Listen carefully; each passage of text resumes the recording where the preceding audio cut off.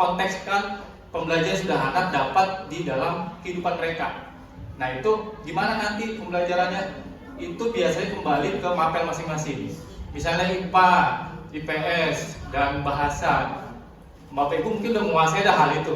Seperti apa sih mengaplikasikannya? Mungkin dalam pelajaran puisi tidak hanya bicara linguistiknya Bapak Ibu, tapi bicara melakukan itu lah. Cara mensastrakan puisi seperti apa sih gitu. Mereka bisa tampil baca puisi, bisa tahu oh ini puisi tokoh puisi yang terkenal Bapak Ibu.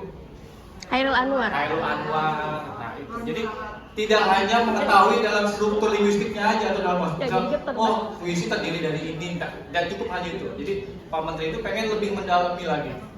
Terus yang kedua, yang terakhir adalah merefleksikan. Jadi anak dan murid dan guru itu bisa merefleksikan pembelajaran yang mereka telah jalani selama belajar itu. Jadi nanti mungkin lebih dalamnya akan disampaikan teman saya. Nah, di dalam lautan dalam itu ada applying, analysis, tracking. Nah, kita harus benar-benar nyemplung Bapak Ibu ke dalam lautan itu biar dapat ini. Biar dapat C3 sampai C5, syukur-syukur sampai C6.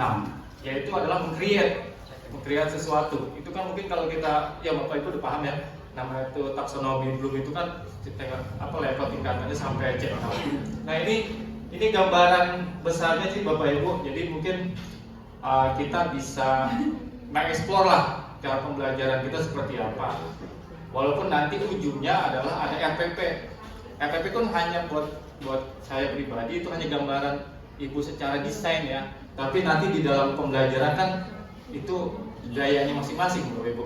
Ya, tinggal nanti kalau saya pribadi sih hasil dari pengalaman kemarin pelatihan kita mengkreasikan lah, mendesain di pembelajaran itu kalau bisa lebih enak sama rekan sejawat sih.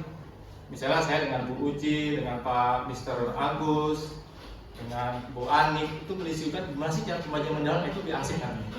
Gitu sih Bapak Ibu, itu dari saya. Bapak Ibu, di dalam pembelajaran mendalam yang pertama kita harus tahu adalah PPT dan PPB.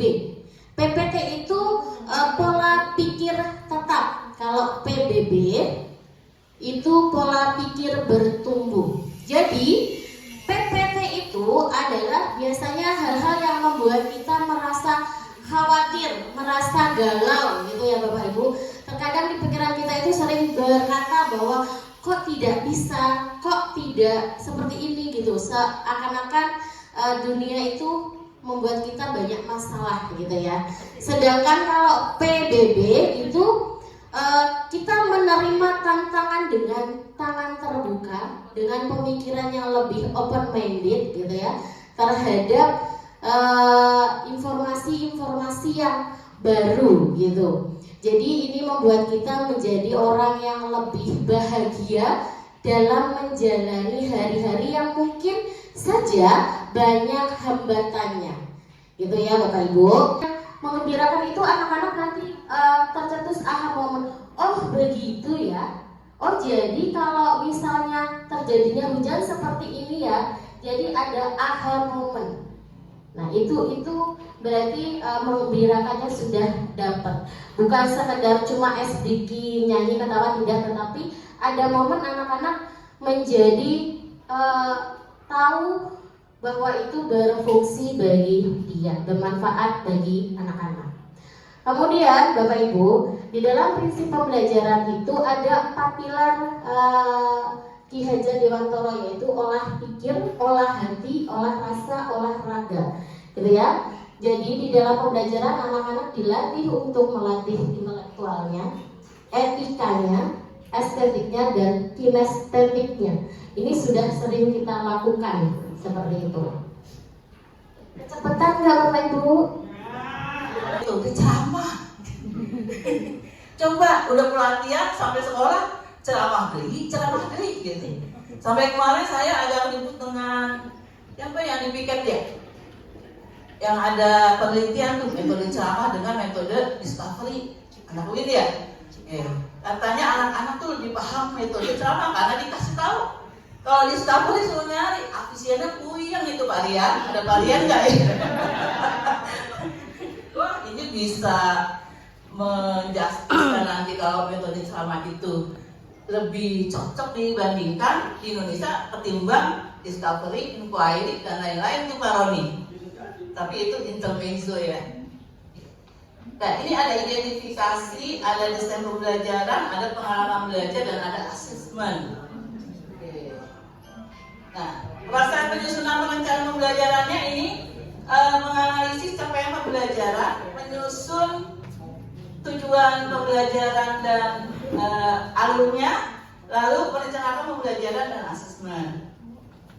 Ibu, Bapak maaf, saya itu tadinya waktu kurikulum merdeka dibuat, itu kalau membuat sesuatu RPP atau modul ajar, saya lihat itu kan banyak dulu ya, itu saya nggak fokus tuh.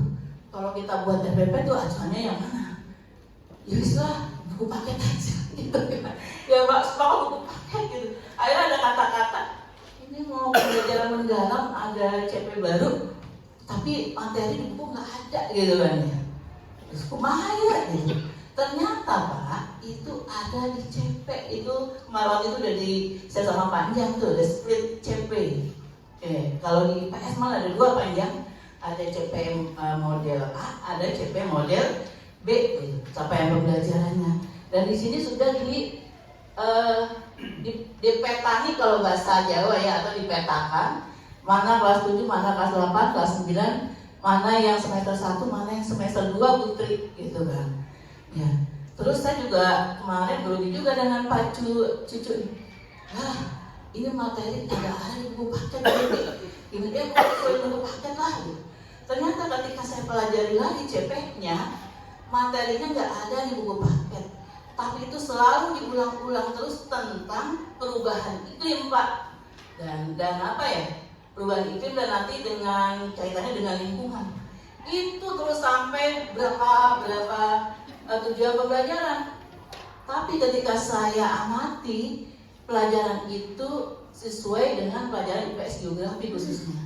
Oke, bagaimana anak bisa beradaptasi dengan lingkungan kita yang sekarang berubah iklimnya. Tiba-tiba hujan, tiba-tiba panas, dan ternyata itu dibahas di IPS yang CP terbaru Putri Bu Sakinah gitu ya. Tadinya saya mau lewat aja, tapi ternyata menarik ketika didiskusikan dengan anak-anak, mereka juga suka gitu. Dan candu, saya bilang udah ditutup ya pelajaran, udah habis materinya. Itu ada yang mau lagi, bukannya mau lagi bertanya, mau lagi jawab. Siapa tuh kalian? Avisena gitu. Dia hanya mau menginformasikan bahwa kalau kita terkena dampak bencana alam, itu harus menghubungi siapa? Itu pertanyaan saya, gitu ya. Ada yang pemadam kebakaran, gitu kan? Nah, ada yang macam-macam lah. Dan dia tunggu Bu, saya mau buat, tunggu Bu, ada apa? Kalau kita terdampak atau kena bencana, dia luka dengan apa? Telepon Bu 119 gitu. Weh, luar biasa ini, padahal tahun ini dari dia saya masuk tuh tiduran aja, kalau nggak diajak ngobrol atau saya buat stimulus itu dia nggak respon gitu. Tapi ternyata dia berpikir ketika dalam diskusi yang kita jalani gitu ya, dari diskusi kelompok lalu presentasi, ternyata dia berpikir 119. Iya, kalau 911 mah di Amerika Bu, kata temannya gitu ya. Ternyata benar ketika ada anak itu ternyata